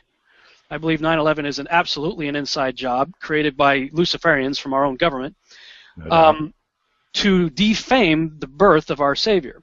Meanwhile, the birth of their Savior, who is Nimrod, the Antichrist, the beast, is what everybody celebrates and sings, "It's the most wonderful time of the year" on December 25th.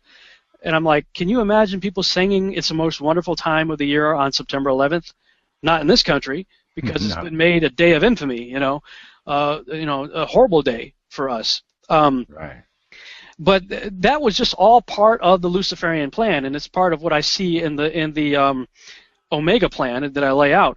Now, with that in mind, if our calendars are actually off by 2 years, which the software seems to indicate that it is, if that was the birth date of our Savior, and we now say BCE and stuff like that, or Common Era. That's because they don't want to acknowledge Jesus. It used to be AD and BC, before Christ and Anno Domini. So we reckon our current time from that period when Jesus was born, whether you use BCE or CE or not. That's just a fact. So if our calendar is off by 2 years, then if you look at what happened on December 21st, 2010, some very interesting things happened. And I happened to be out with my wife. We were Sheila and I were walking. We were late night people, so we were out at 2 a.m. walking around and going for our kind of nightly walk that we used to do. And I look up, and the moon is floating over the shoulders of Orion, who is the mighty hunter. Nimrod was the mighty hunter of Scripture. They're one and the same. You see the moon floating over the shoulders of Orion, and it starts turning blood red. So it looks like a decapitated head floating over the shoulders of Orion for 72 minutes, which I'm sure, as you know, is one of those high occult numbers like 33 and 13. I mean, just do a Google on 72, and you're going to be busy forever. 72 goetic demons that you talked about on my show the other day, It's all over the place. So I'm watching this, and I'm going, this is huge. This is something, I don't know what this is, but this is huge. So I'm like, we got to get home. So I got home, and I instantly had like 50 browser windows open on my monitors at one time because I'm like Googling everything, And I came across, while I was doing that, several others were as well, like Dutch Sense. You know Dutch on YouTube? Oh, yeah. He's real big on HARP and earthquakes and stuff, and so he posts some pretty cool stuff. Well, he was live freaking out just like I was on YouTube, and he was recording a video live of the internet seismic servers that check earthquake activity around the world, and literally all of them are going in the black, like right. And he's freaking out. I'm freaking out. I'm watching him freak out. Yeah. And he's like, he's like, I don't know what's going on, but something's happening here. The whole world's shaking, and it's happening while the blood red moon, decapitated head of Orion, is floating over his shoulders. Simultaneously, while this is happening in the United States at night, at 2:22 in the morning Central Standard Time, it occurred to me, wait a minute, Washington, D.C. is Eastern. That's 3:22 Eastern Time. And all of a sudden, the Skull and Bones logo flashes in my head with the skull on a pile of bones with the number 322 on it. And I'm going, oh, boy, something's going on right here. Probably they're having the Skull and Bones heyday party right now, because at that same moment here, while it's nighttime here, it was daytime in Iraq, Nimrod's hometown. They were announcing that they had just formed, their fully formed government is now intact. So it's like Nimrod's hometown saying, we're back in business, and our government that made that possible is going, 322, the skull is over the bones, woo-hoo! And, all the signs are there. And it was almost immediately after that we had reports of hundreds of thousands of birds falling from the sky, millions of fish beaching themselves, and everybody's going, this is mass die-off, what's going on here? And then the astrologers announced that they had just added the 13th sign to the zodiac, which was Ophiuchus, the serpent handler. And Ophiuchus in the Greek mythology is Asclepius, and Asclepius was known for emptying Hades, the domain of the dead, the underworld, and he was also known for resurrecting Orion. So as I'm watching this happen, all of this in front of my face, I'm going, this is the event that the Mayans saw when they put together the Aztec calendar stone. And the only reason it went under the radar is because our calendars are off by 2 years. It happened on December 21st, 2010, when all of this started. 2012, nothing happened, and I'm like, well, if all of these same events would have happened in 2012, man, everybody and their dog would have been writing about it and talking about it. But it went completely under the radar because it happened 2 years earlier. And the reason it happened 2 years earlier is because we've got the date of Jesus' birth wrong, not only in December, but also the year. So, yeah, and I believe that was that the day Nimrod was resurrected? I don't know. I have no idea. Was there occult rituals taking place at Giza? I have no idea. Or elsewhere? Was something being cloned in a lab, or was an individual, like Obama, going through a ritual to be possessed? I have no idea. But like I said, and we talked about this, you were talking about this on the show and in your video, Aliens from Hell, the fact of Obama's likeness to Akhenaten, and they say King Tut, and the fact that the scientists of the world are trying to clone the pharaohs, and they're telling you this. Yeah, we're going to start working on cloning the pharaohs. Why? Because I think they're trying to do something here, you know, and probably practicing on the lesser pharaohs before they try it on the big one, Osiris. Because if they can get it right with the Akhenatens of the world, then they'll get it right with Osiris. And I'm saying, well, maybe the other pharaohs that they resurrect, could these be some of the kings, that like 10 kings that are given power for a short period of time in the book of Revelation? Could these be some of the people whose names were not written in the book of life that were never meant to be walking this earth again? I don't know. You know, I'm just a researcher looking at the evidence saying this is stuff that we should be paying attention to. And the whole idea that he could be cloned is certainly plausible. And the idea that Obama's got this big scar on the back of his head, maybe he had a skull reduction surgery when he was a baby. I don't know. Exactly. I mean, was he previously a conehead? I don't know, but everybody says he's the likeness of King Tut and Akhenaten, who were coneheads. So I don't know, man, but we live in some interesting times for sure.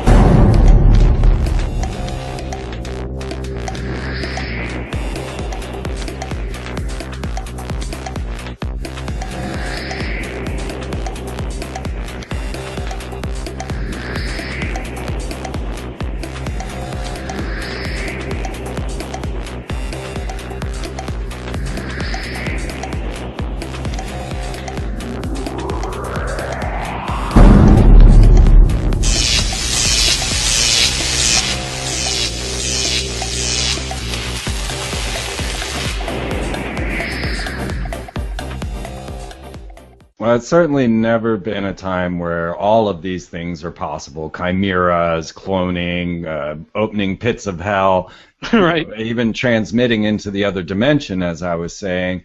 All of these things are now possible, and we have never been so close to what I would even consider the end of the world. And I know that we don't have enough time for you to fully expound the concepts that you have in your videos on the timeline of the end of days. But I know that you did do serious work in the astrological and the connecting them with these prophecies. And so do you want to just kind of give us a quick synopsis? Yeah. I'll give you a real quick one. I believe that we have at least 19 more years left.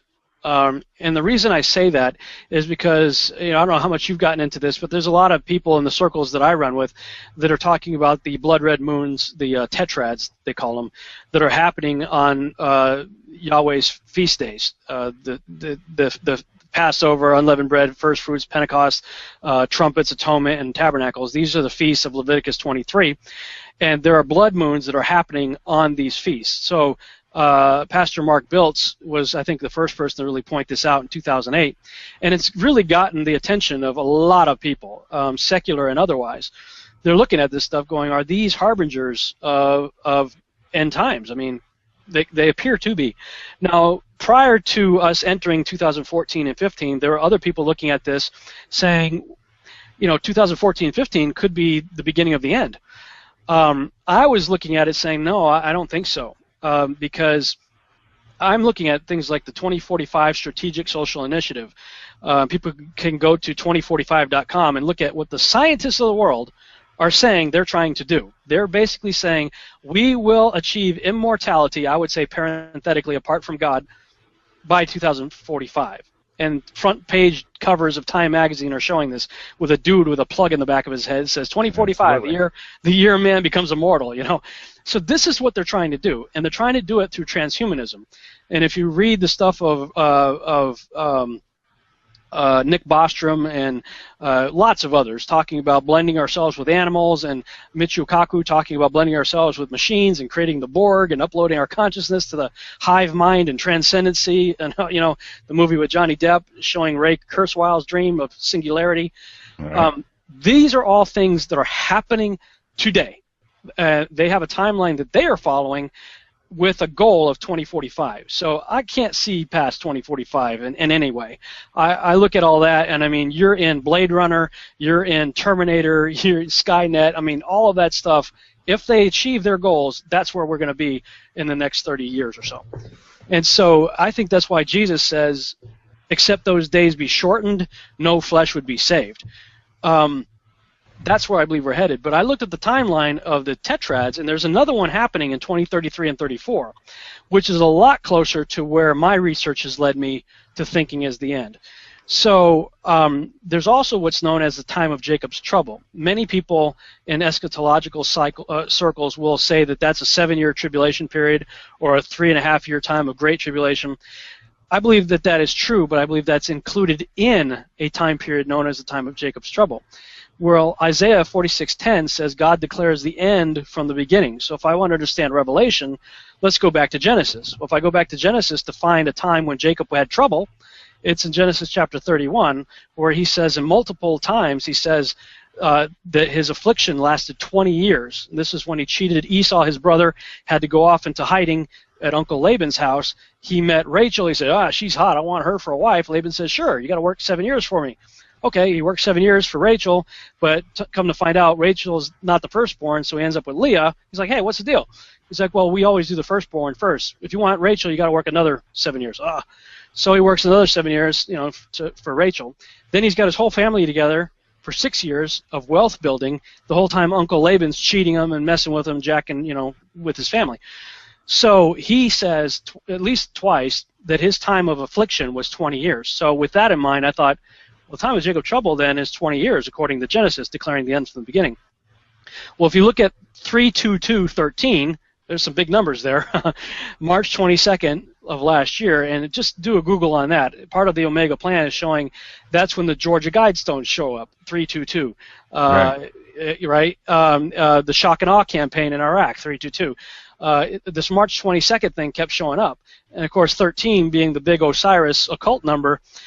There was a lot of interesting things, including Obama being in the Holy Land, walking around Jerusalem on 3/22/13 last year.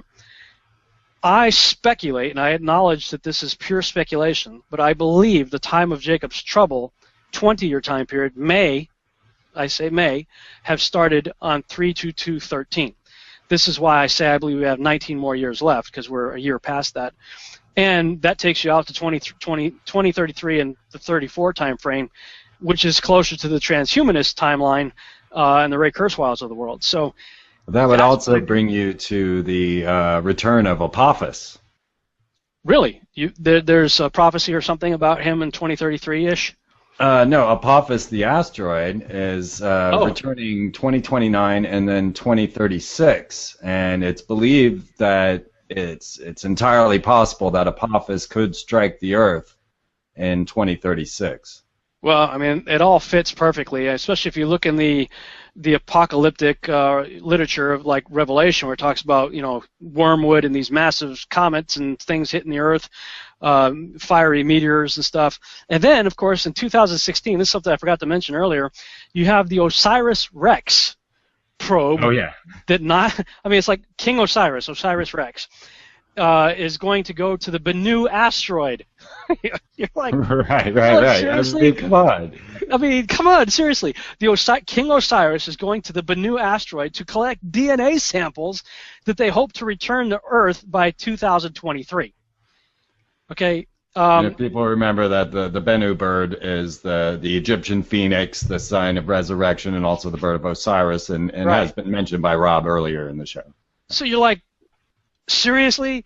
A probe named the King Osiris is going to the Bennu to get DNA samples to return to Earth by 2023? I'm like, you can't script this stuff, man. I mean, you really can't. This is really crazy. Can't. These guys are doing this stuff on a regular basis. So the writing's on the wall, as I see it, anyway. All right. Well, it has been an amazing show here with you, Rob. I've learned a lot from your talks, and I'm blown away at our joined forces. And I can't wait to really, work with you some, maybe share more ideas together at least, and maybe even become a writer for your seed production. So yeah, man. You want to tell us the concept behind seed, and then we'll wrap this up. Yeah, right on, man. I definitely want to talk to you about collaboration in that regard.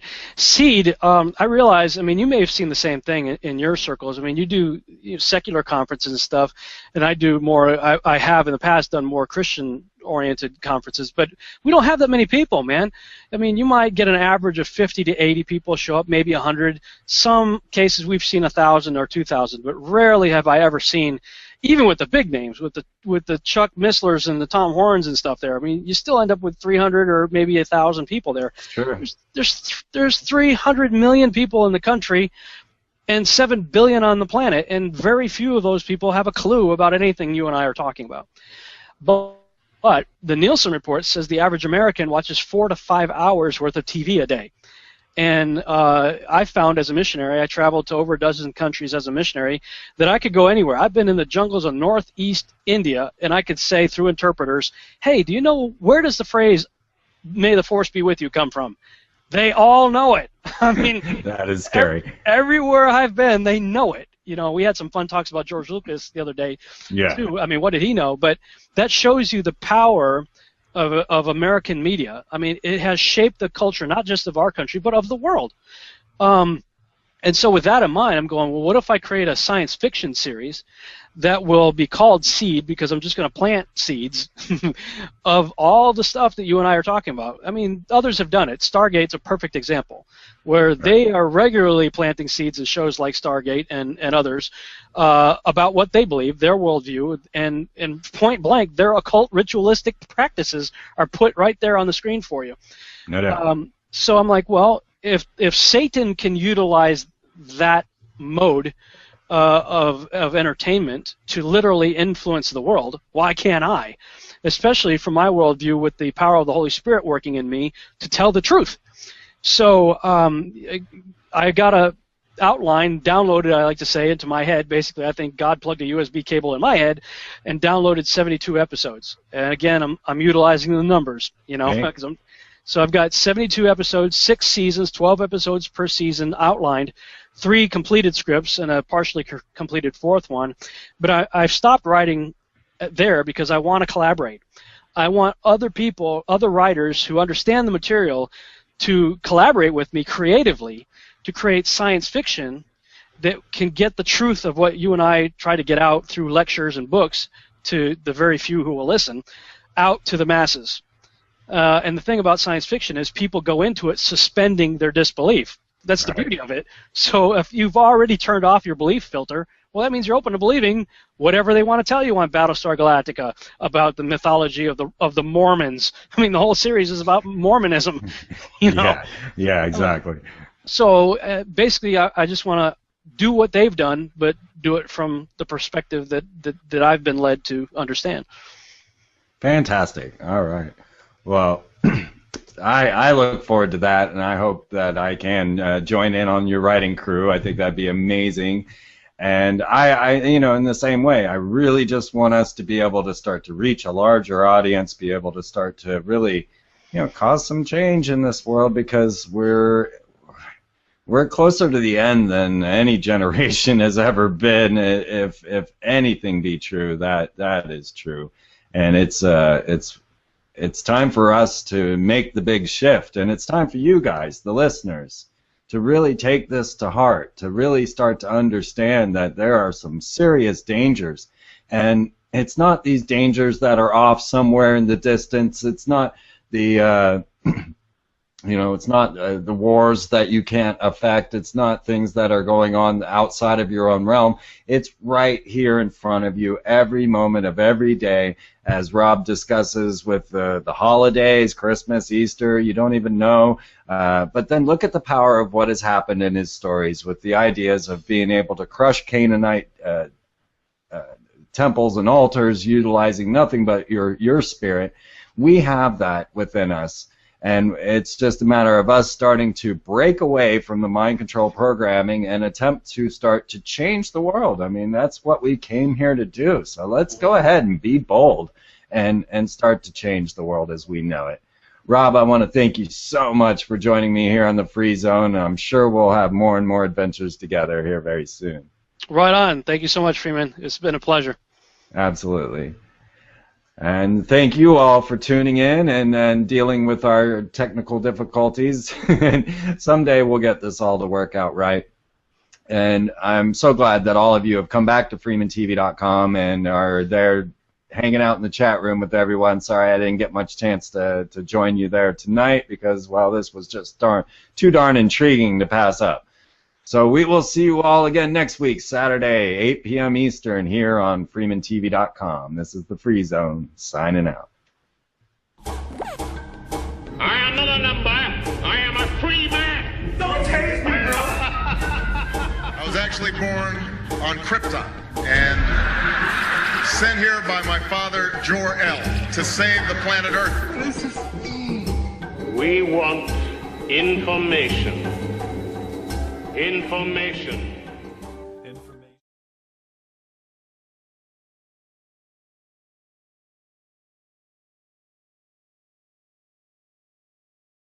From Robin Williams in that film.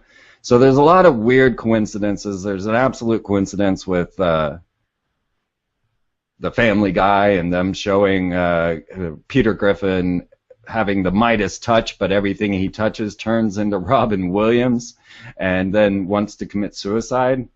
Peter Griffin does. And then this aired on the BBC, and just moments after its airing, the report came out that he had died. So that's you know, the Family Guy has some pretty crazy coincidences, the Boston bombing and this one, and I'm sure there was another that I can't think of at this moment. But yet, to jump to the conclusion that this is Illuminati murder is jumping the gun, you know, and really it looks more like it was a horrible accident as opposed to a setup situation. So look for yourself. The article's there on FreemanTV.com. Just check it out and have a look at the imagery. It just is mind-boggling. We happened to watch that film last night, and we're like, oh my God, this is insane. What is going on? I can't believe that they would actually... It was written by Bobcat Goldthwait. Another film you should check out by Bobcat Goldthwait is God Bless America. Now, the thing is that most of our jesters are the saddest and most depressed people. So, you know, we really got to give our hearts out to them. And I really want to release the stars and hopefully get some of these celebrities to come forward, and also for the military. And I'll be working hand in hand with Kathy O'Brien to form a deprogramming method that we can then apply to all of the military and hopefully the celebrities we can reach as well. So we'll see how that goes. So let me check where Rob Skiba is. We'll go to the phones.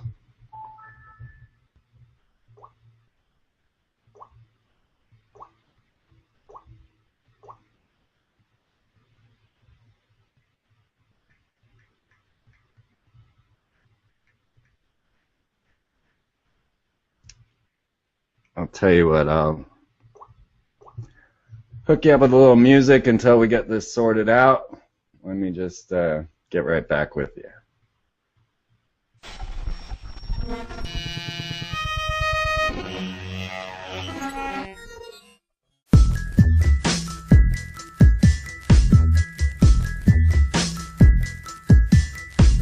Starting way back, yeah, when Yahweh was busting bubbles, contemplating this disease we call man's troubles. Adam and Eve were out picking fruits and misbehaving.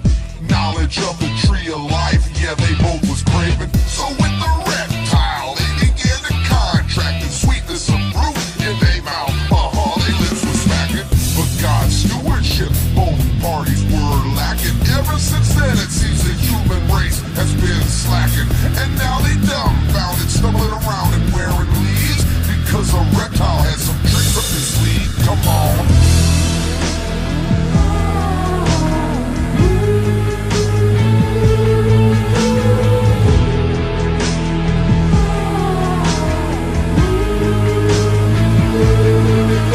based on a graphic novel series or something.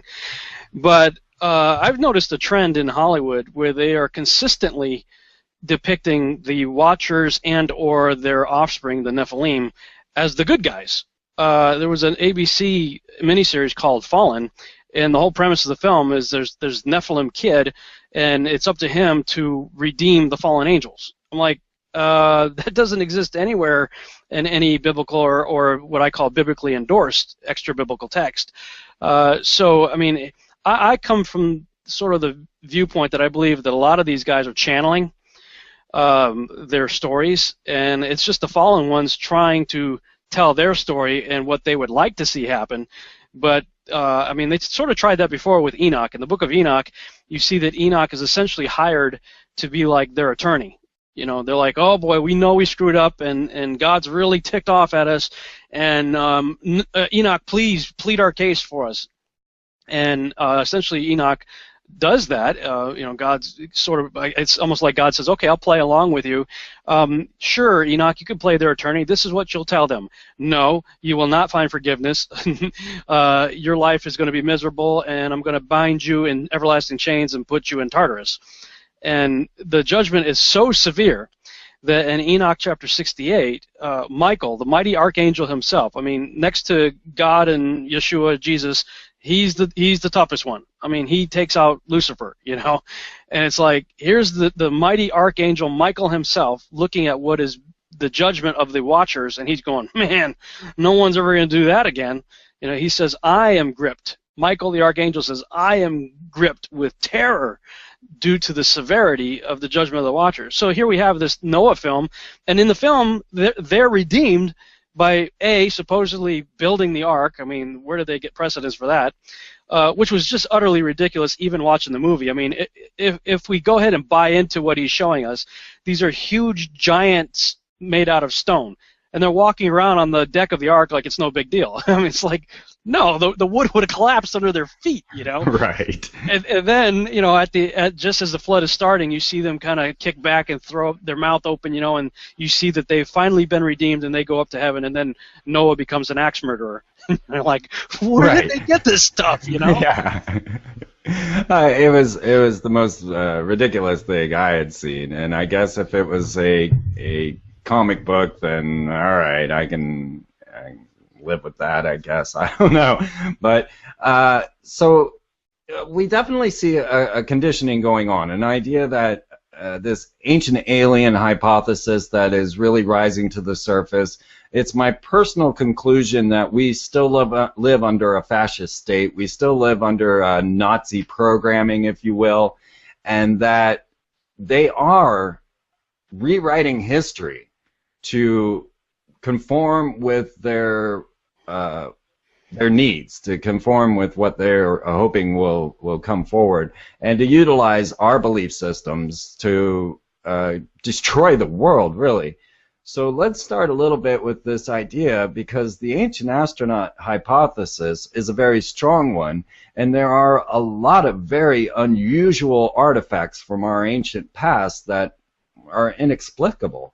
So would you like to get into some of those artifacts and some of the ideas that have led you to not believe in an ancient astronaut hypothesis and to take more of those, which we will get to some tonight? As such, he has become an internationally recognized speaker on these subjects, and often appearing on paranormal and prophecy talk shows, as well as a featured keynote speaker at many conferences around the world. Surprisingly, Rob and I had not known of each other's works, and I'm just sitting there going, is my audio actually coming through? Yeah. Okay. We were not aware of one another, and yet you and I have been hitting upon the same facts, the same hard topics that I don't see anyone else in this field covering. So welcome to the show, Rob Skiba. Hey, Freeman, thanks for having me. Can you hear and see me now? Absolutely. All right, cool, yay. Technology's great when it works, huh? Yeah. Yeah, for quite a while, actually, I've been aware of your work. My wife has watched a lot of your videos, and I've seen a few of them myself. And so a while back, I ended up friending you on Facebook. And then I want to say it was about 6 or 8 months ago or so, I saw that you had posted my Mythology and the Coming Great Deception video on your Facebook page and left a very complimentary comment with it. And I thought, wow, this is cool. I mean, because I'm researching your stuff, you know, and I'm like, wow, he's got my stuff up on his wall. So, you know, then we start talking to each other, and now here we are. But, yeah, it's true. For a long time, we've been sort of paralleling each other without really knowing anything about the other person. I was blown away. There's no doubt about it. I was sitting there just like, oh, my God, who is this guy? You know, and what I think is amazing and wonderful is that I've come at this through a secular perspective, and you've come at this through a biblical perspective. Yeah. So now many generations have felt that they were at the end times, but never before. I better box myself here. Never before has it really seemed like this is an absolute possibility, that we are in some sort of end time scenario. So let's start with the ideas of, well, you know what I wanted to ask you first, Rob? I wanted to ask you about the film Noah. Have you seen this? Oh, boy, yeah. I think it was a colossal waste of $150 million and Academy Award-winning talent. I mean, how do you take a story that literally every culture on the planet is aware of in some shape or form, and there are flood stories all over the planet. How do you take such a well-known story and totally butcher it? Well, I didn't think that was possible until I watched that movie. Wow, did they get a lot wrong in that film. It was incredible. I mean, they got everything wrong. You got to wonder what message they were trying to put in. Now, they had these massive rock Nephilim that were supposedly the good guys that came down to help humanity, but then were cursed by God and turned into these rock beings. How did they expect this to stimulate the idea of this interracial connection between the Nephilim and the humans? Yeah, well, in the film, they were actually depicted as the Watchers, and I'm like, okay, and I don't know where he got the stone thing from. Other than a comic book. Apparently that Noah movie, I guess, was...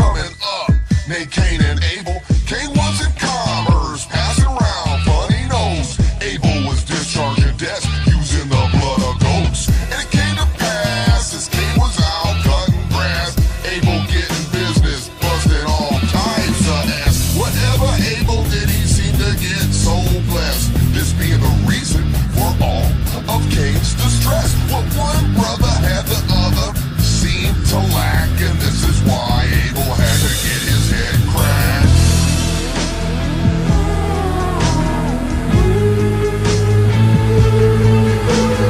What's it gonna take for man to break free? What's it gonna take to break him out of his hypocrisy?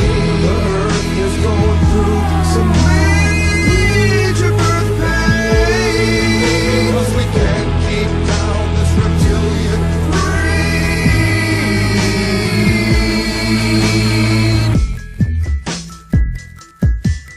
Let's look upon this path with further investigation. How one species alone could cause such devastation? I'll make certain of this. It'll be the case how something so cold-blooded controls the human race. And if I don't bite, here's something you'll appreciate. Our brainstem and cerebellum dominates. And after millions of years, there can be no doubts that our brains evolved from the inside out. So to the multitude, I say to you, try not to be perplexed that there's a T-Rex underneath your neural cortex.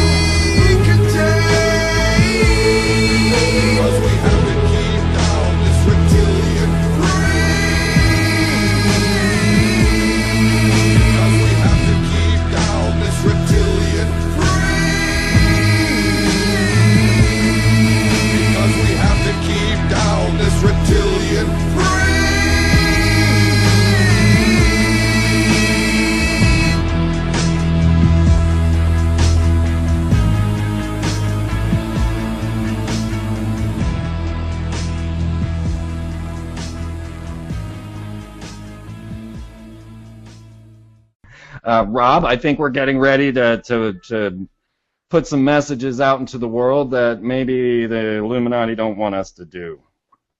So let me get back to Rob Skiba, our guest tonight, I hope, for the next hour and a half, is an award-winning documentary filmmaker and best-selling author of several books, including Babylon Rising and Archon Invasion.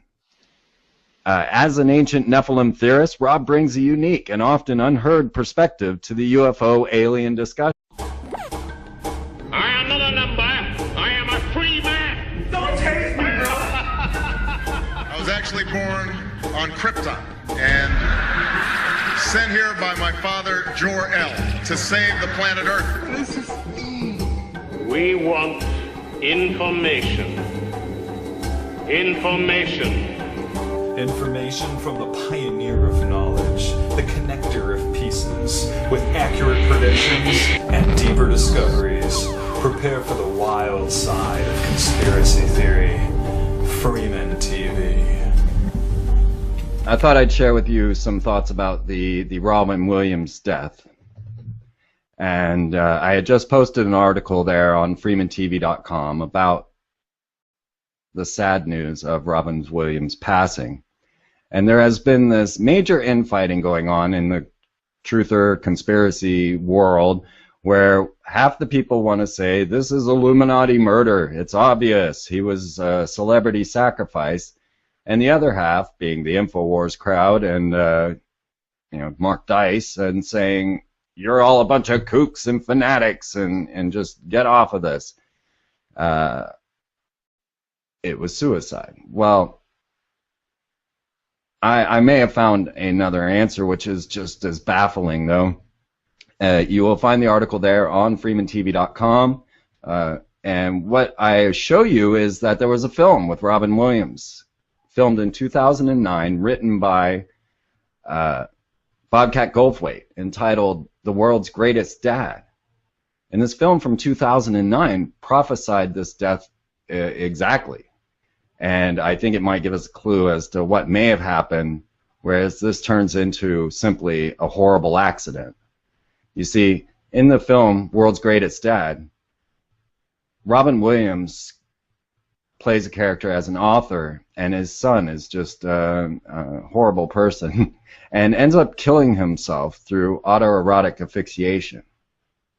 Now, I have an image there on the article where you can see from the film this scene where the son is sitting in a chair with a belt around his neck and he's leaning forward masturbating. He eventually dies doing this. And this is the exact position that Robin Williams was found in, sitting in a chair with a belt around his neck, tied and wedged between the door and the door jamb. And it's possible it was not suicide nor Illuminati murder, but a sad case of autoerotic asphyxiation death, much like David Carradine. And I know people want to read into a lot of these things and want to get belligerent about it, but we really, have to stay level-headed and start to look at the evidence. And I have the coroner's report right there on the article for you to see so that you can understand that this is how Robin Williams died, that he was sitting in a chair with a belt around his neck. But the crazy thing about it is that World's Greatest Dad depicts this exactly. I mean, exactly as it was shown, as it was described in the coroner's report. And then a film in which up-and-coming posthumous film by Robin Williams called The World's Angriest Man. The line from him is saying, "Before you see this, I will be dead." That's another quote